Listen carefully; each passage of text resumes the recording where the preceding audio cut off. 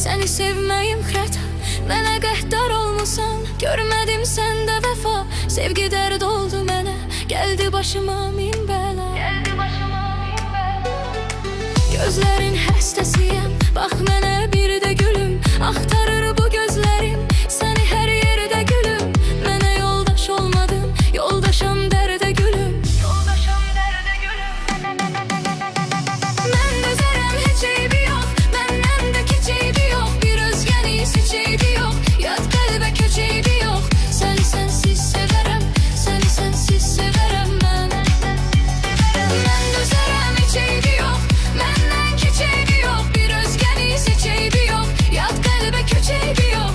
Səni sənsiz sevərəm, səni sənsiz sevərəm mən.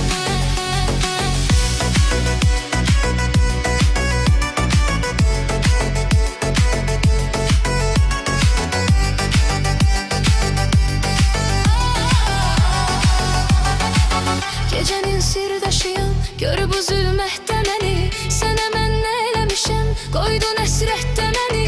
Yenə qəmli üzgünəm, gəl izlə xəlvətdə məni. Zamanın hökmünə bax, bu qara taliyə bax. O indi məndən uzaq, mən indi ondan uzaq. Belə olmur yaşamaq, belə olmur nəfəs almaq, belə olmur nəfəs almaq. Mən dözərəm, heç eybi yox, məndən də keç eybi yox. Bir özgəni seç eybi yox, yad qəlbə köç eybi yox. Səni sənsiz sevərəm, səni sənsiz sevərəm mən. Mən dözərəm, heç eybi yox, məndən keç eybi yox. Bir özgəni seç eybi yox, yad qəlbə köç eybi yox. Səni sənsiz sevərəm, səni sənsiz sevərəm mən.